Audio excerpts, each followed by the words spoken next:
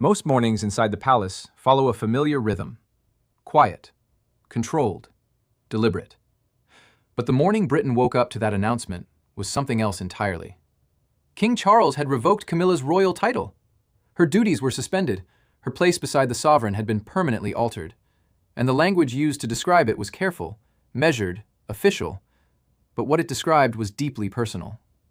This was a rupture that had been forming in private, hardening through silence, and then it finally broke before the entire country. Before we go deeper into what this truly means for the royal family, make sure you subscribe so you don't miss a single update. Charles sat alone with the document in front of him. He read every line twice. He knew exactly what he was about to do. A royal declaration, the kind that carries the full and direct authority of the monarch, was about to remove Camilla's right to use the Queen title in any official ceremony, state record, or public duty. His pen held still for just a moment.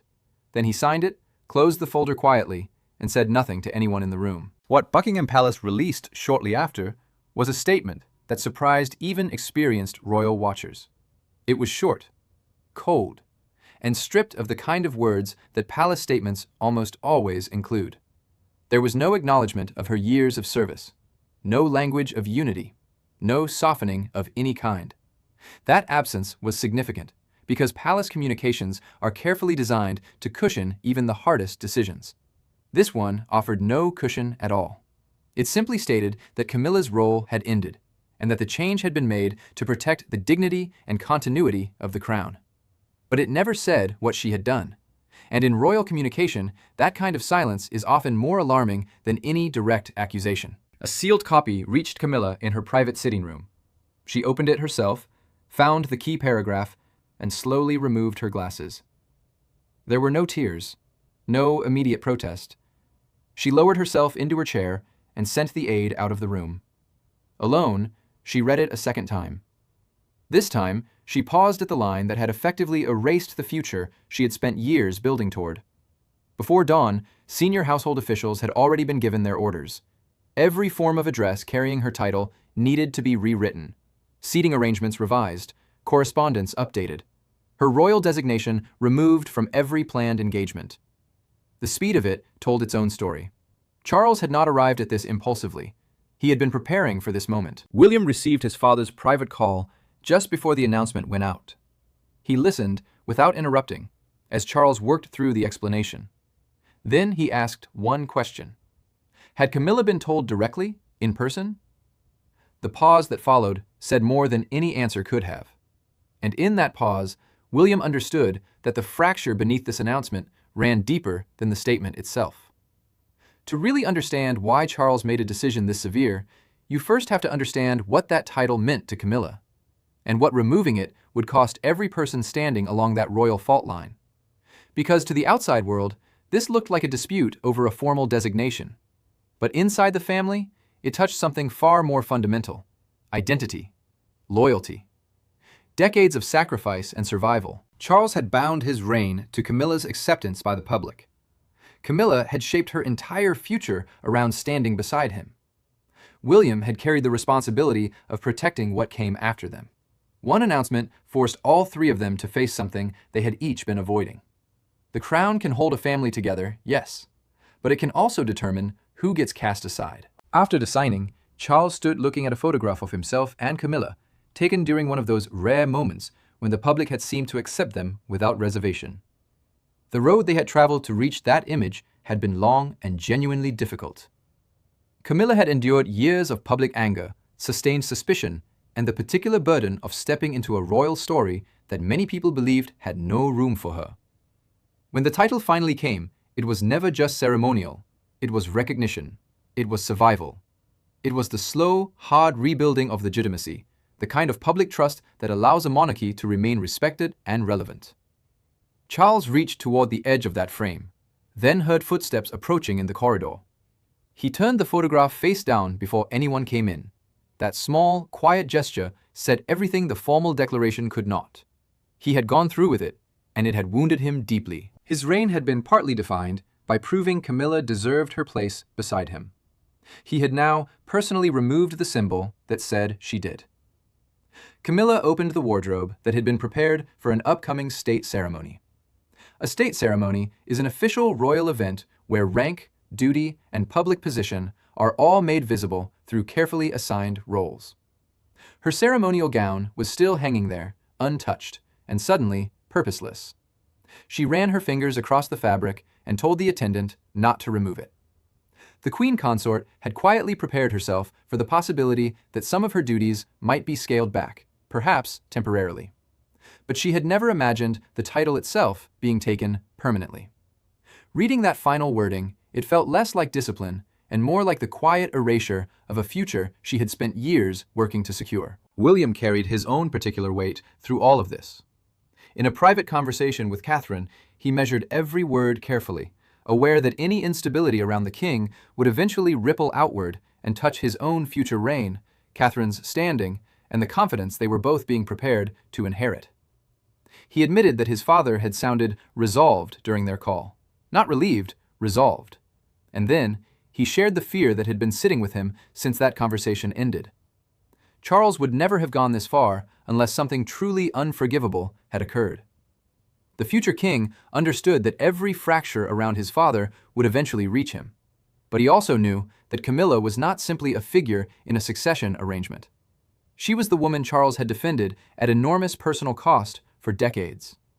That made the severity of this decree very hard to explain away as strategy alone. While Camilla sat before that untouched gown, and Charles stood beside a photograph he had turned away from the world, William and Catherine were quietly piecing together where the real breaking point had been. A specific royal ceremony, a specific private exchange, words that could not be taken back. Because before the country could absorb the emotional cost of the decree, the palace itself was already focused on one question. Where exactly had the point of no return been crossed? This had not grown slowly from years of vague tension. There was a beginning, a room, a conversation, and a sentence spoken out loud that changed everything that followed. During a private reception after the Commonwealth Remembrance Service, Camilla raised the question of her future directly with Charles. The exchange lasted fewer than 10 minutes, but when the doors opened again, Charles's expression had changed. Those closest to him saw it immediately. Something permanent had broken in that room. In the months leading up to that moment, Charles had been quietly shifting greater ceremonial responsibility toward William and Catherine. The thinking behind it was practical. A careful, gradual preparation of the monarchy for its next generation, managed in a way that would avoid panic, rivalry, or any visible uncertainty around the throne. No formal regency had been announced. A regency is a temporary arrangement that allows another senior royal to carry out the sovereign's duties when needed. Even so, the planning around future responsibilities had become difficult to overlook. For Charles, these were sensible adjustments. For Camilla, they felt deeply personal. She had begun noticing her office being left out of conversations about future state appearances and royal household appointments. And those appointments were not minor administrative matters. They determined who controlled staff, access, schedules, and the daily machinery of royal influence. Camilla had come to believe these exclusions were not accidents. William's future authority was expanding, and hers was being quietly, deliberately reduced.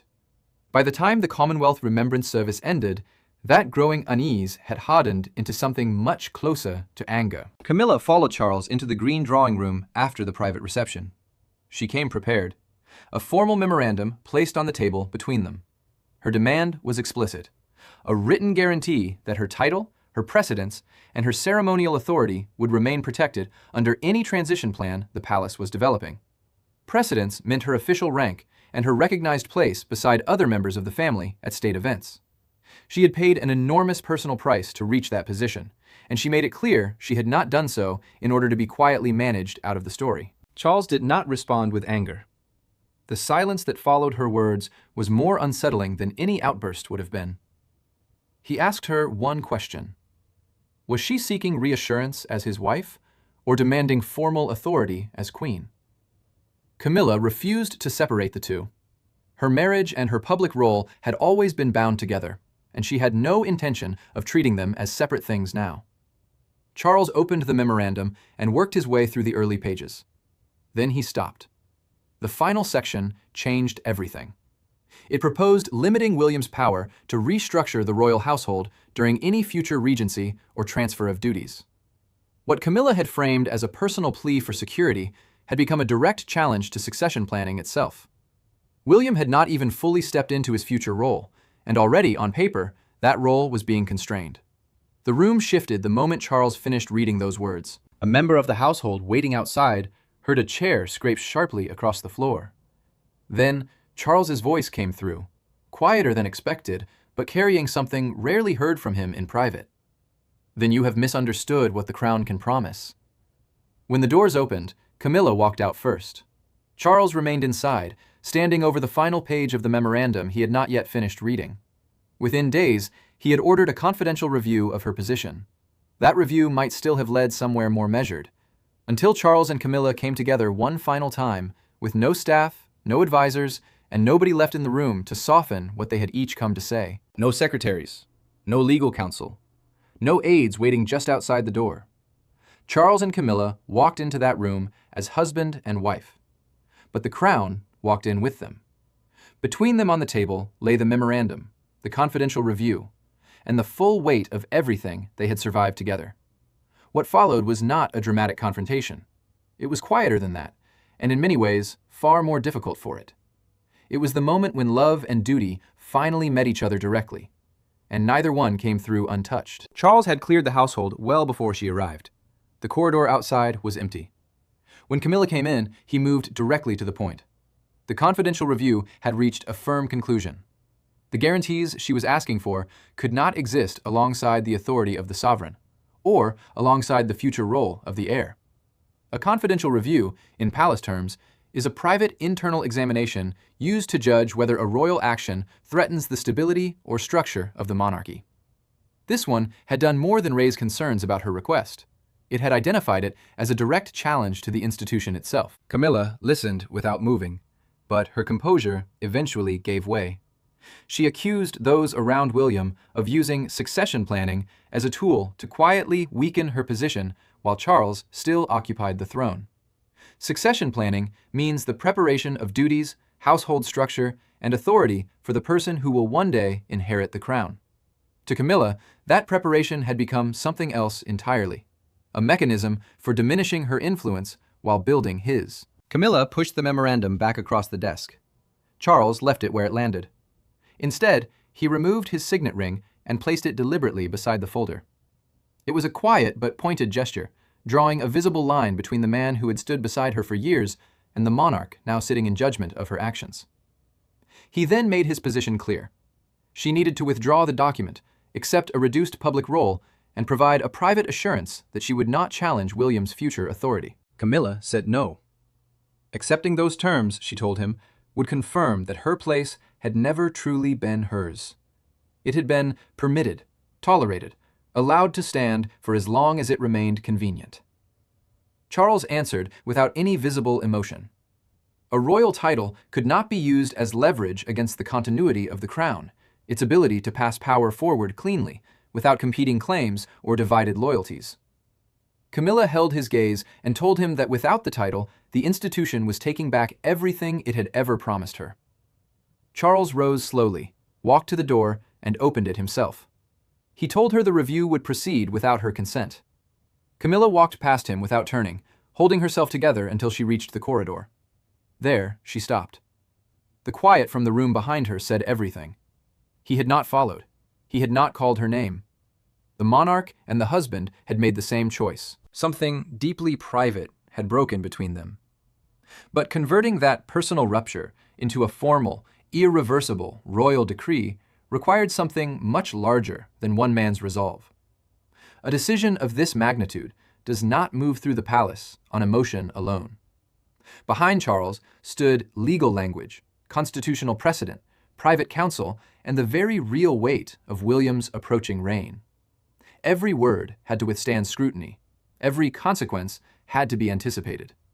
And at the center of all that institutional machinery was one exhausted man, being asked whether protecting the crown required publicly diminishing the woman beside him. Charles entered the consultation room with the proposed declaration already marked in his own handwriting. His private secretary, constitutional advisors, and senior household officials worked through every available path toward withdrawing Camilla's title without destabilizing the monarchy in the process.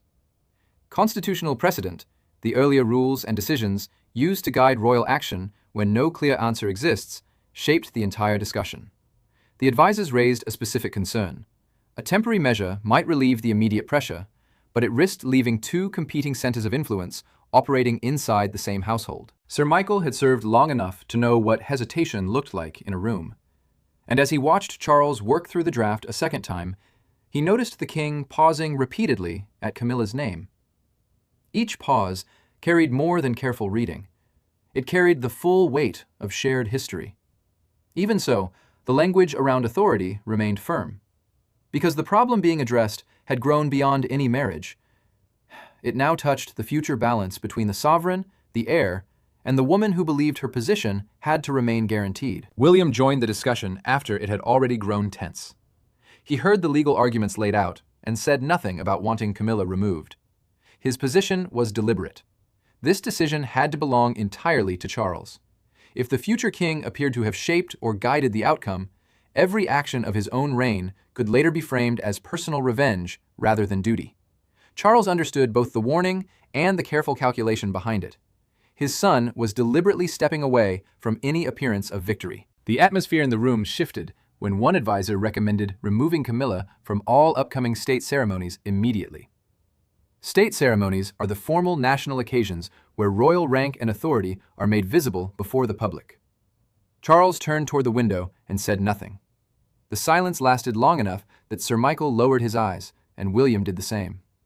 No one needed to ask what the king was seeing in that moment, the empty space beside him, visible to the entire country. Then the review produced something that changed the mood of the room entirely. A second confidential letter, originating from Camilla's office, had been requesting independent control over certain patronages, appointments, and ceremonial planning, all without requiring the heir's approval. Patronages are the public organizations and causes a royal figure formally supports, giving those causes visibility and royal recognition. That letter confirmed this was not about one frightened memorandum. It reflected two genuinely competing visions of how royal power should be held going forward. Charles returned to the declaration and drew a line through the words temporary suspension. In their place, he wrote permanent revocation. Sir Michael said nothing as he watched it happen. William looked at his father's face and found no triumph there, only resolve, shaped entirely by loss. From the moment Charles finalized that decision, the palace moved with the kind of quiet efficiency that makes these institutions both impressive and deeply heartbreaking. And Camilla's former life began disappearing around her before she had fully understood that it was already gone. The changes arrived not as confrontations, but as quiet removals. A name dropped from a briefing document, a chair taken from a state table, an engagement reassigned without explanation. By midday, the title she had spent years earning no longer appeared next to her name anywhere. The palace continued with perfect precision, and that precision was its own particular form of verdict. The institution had just demonstrated exactly how swiftly it could carry on without her. Each change reached Camilla's office as a separate instruction. Scheduled appearances canceled one at a time. Correspondence rewritten. The official seals linked to her former position, the formal marks that signified royal authority behind a document, withdrawn from her use entirely. Staff were directed to address her privately, quietly setting aside the title that had defined her public standing. Every single adjustment carried weight. The monarchy operates entirely on rank, access, and formal language. Remove those things, and power dissolves completely, without a single door ever being slammed. Princess Anne absorbed a number of the transferred duties without any visible reaction. Sophie agreed to take on selected engagements, but privately expressed concern about the growing isolation closing around Camilla. Catherine also stepped forward where she was needed, though she worried quietly that the speed of the changes would transform a constitutional decision into something that looked and felt like a very public humiliation. Patronages, the charities and organizations that royal figures formally support, were reassigned so their work could continue without interruption. The system held steady. The people inside it did not. Camilla looked up when an aide entered, carrying instructions from the king's office. He crossed the room and lifted the red dispatch box reserved for her former role. A dispatch box is a secure case used to carry official state papers and royal correspondence. She watched him move it toward the door. Then she asked one question. Had Charles personally ordered its removal? The aide paused before confirming that the instruction had come directly from the monarch's office. Camilla's composure held for only a second. Her hand tightened around the arm of her chair, her voice dropped, and she dismissed everyone from the room. She had prepared herself for distance. She had not prepared herself for Charles to remove these symbols personally. Charles was facing the same reality from a different direction. A revised seating plan for an upcoming state banquet arrived with the place beside him left completely empty.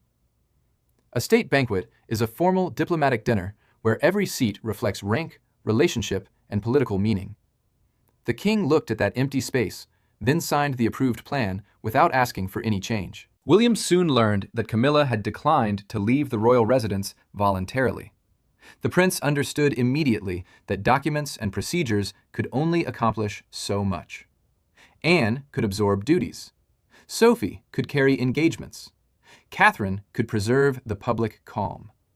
But only Charles could stand in front of the woman who had been left behind and speak plainly to her as a person. With titles stripped and responsibilities redistributed, only one question remained that no institution could answer for them. Could Charles and Camilla find their way back to speaking as two human beings after the monarchy had finished speaking for them both? For the first time since the crisis began, there was nothing between them. No documents, no advisors, no prepared statement. Charles entered Camilla's private sitting room alone, without ceremony or uniform. She was still seated, an untouched cup of tea beside her, looking not like a woman who had lost a royal title, but like someone waiting for an honest explanation from the man who had changed the shape of her life. Charles closed the door and chose the chair directly across from her. Not the formal seat near the fireplace, the one reserved for when the monarch receives visitors or conducts official business. That choice was deliberate. The crown was not meant to govern every word of this particular conversation. No aide stood nearby. No advisor waited to translate intentions.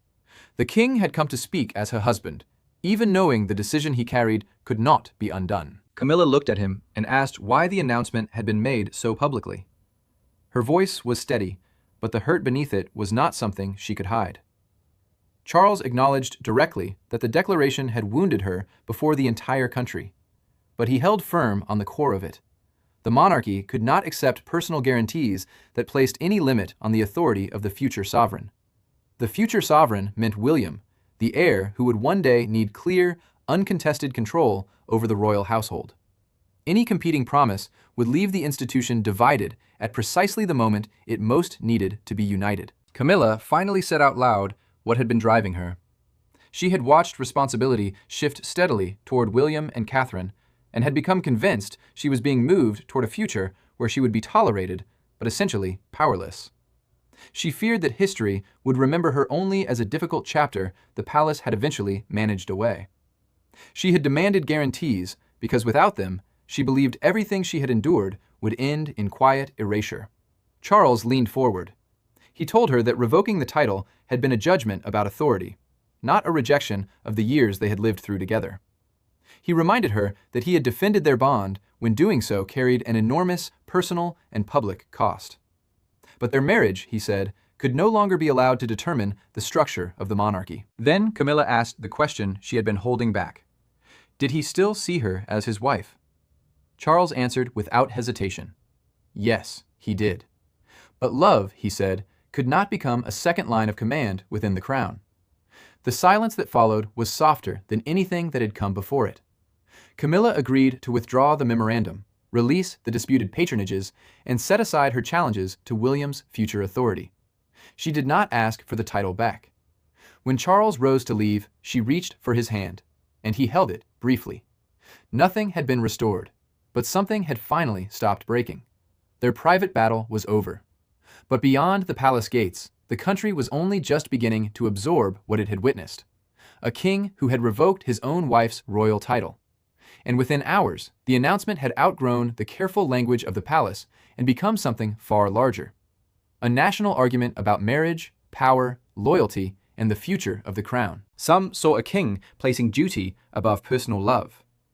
Others saw a woman discarded after years of genuine service and real sacrifice. Across television studios, newspaper offices, and the gates of Buckingham Palace, Britain debated what the decree actually revealed, and whether Charles had saved the monarchy or done it lasting damage. Broadcasters broke into scheduled programming as legal commentators worked to explain the full weight of what had been declared. A royal decree carries the direct authority of the monarch, and this one went well beyond any temporary reduction of duties. It permanently removed Camilla's title and changed her place in the public life of the institution forever. That mattered because the title had never been decorative. It carried rank, access, and a visible assurance to the country that she belonged beside Charles. Outside Buckingham Palace, a crowd gathered in the rain, while a journalist broadcast the evening bulletin through a portable speaker. When the presenter repeated the words, "Title permanently revoked," the conversation stopped. Some faces showed quiet approval. Others showed genuine disbelief. That split, standing there in the rain, was a picture of a nation divided. One side believed Charles had done what was necessary to protect William's succession. The other believed the public nature of it had been needlessly cruel. Camilla's image filled the following morning's front pages. One newspaper ran a stark photograph beneath the headline, "The Crown chooses its future." Those words reframed everything. She was no longer being considered only as a wife or as a former queen consort. She had become the symbol of what the monarchy was prepared to sacrifice in order to protect its next chapter. William watched the coverage from beside Catherine. He stayed quiet until one commentator described him as the hidden victor of the crisis. He turned the television off immediately. The future king had wanted clarity around succession. He had not wanted a narrative built on Camilla's defeat. Catherine understood exactly why that phrase disturbed him. If the public came to believe he had engineered her removal, his authority could begin under a shadow that would take years to lift. Charles received summaries showing that public support for the decision was growing. He barely looked at the numbers. What held his attention was footage of Camilla stepping into a car alone, without any of the insignia that had marked her royal standing. Royal insignia are the official symbols that make a person's recognized position within the monarchy visible to the world. Their absence made the loss impossible to ignore. William moved carefully to limit the damage to the wider family. In a recorded statement released through the palace, he affirmed his loyalty to his father and acknowledged Camilla's years of service. He deliberately refused to celebrate her removal, ending any suggestion that he intended to add to her humiliation. When the headlines settled and the crowds moved on, the true meaning of what had happened could no longer be measured in approval ratings, titles, or palace procedure. It had to be measured by what each person had chosen to give up. In the end, there was no clear victor standing above the wreckage. Charles had preserved the authority of the crown, but lost the certainty that love could remain separate from kingship. Camilla had lost the title that had validated years of endurance, but she had reclaimed a private dignity that no ceremony had ever been able to provide. William had secured a clearer path forward, but he had also received a warning he would carry for the rest of his life.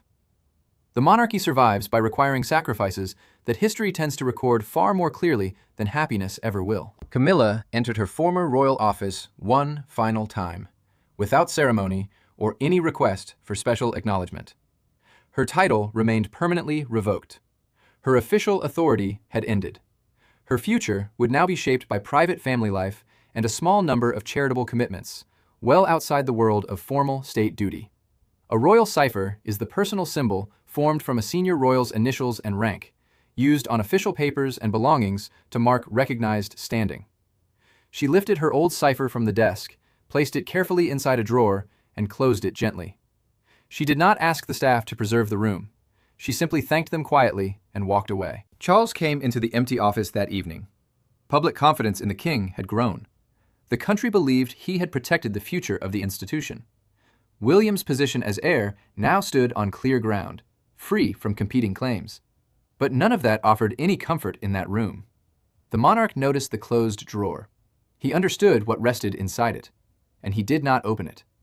Some things, he knew, had to remain where they were, because revisiting them would not change what he had chosen. Camilla was neither destroyed nor restored. She accepted that the title had always depended on the institution that had granted it. But the years she had shared with Charles could not be erased by any declaration. The woman who had once fought so hard for recognition chose something quieter now. Dignity without rank. Memory without ceremony. A personal future no longer built around public approval or the protection of the crown. William carried his own understanding forward. He had gained what he needed in terms of succession. But he had also watched his father pay for that clarity with something no title or position could ever compensate for. The future king now understood, in a way that no formal briefing could have taught him, that protecting the crown can demand decisions no amount of applause will ever fully soften. Charles had proved that the monarchy must remain greater than any individual within it, even someone deeply loved. Yet the outcome belonged to no one. The revocation had become one of the defining acts of his reign, not because it defeated Camilla, but because it exposed the true limits of royal power. Titles could confer status, but they could not guarantee security. Marriage could offer loyalty, but it could not override succession. The crown had survived, but survival had required surrender. And when the palace doors finally closed on all of it, the verdict was complete. Camilla had lost her royal title. Charles had preserved the crown. And Britain had witnessed something honest and painful about the nature of monarchy. That it endures not through perfect families, but through imperfect people willing to let go of what they love for the sake of what they believe must survive.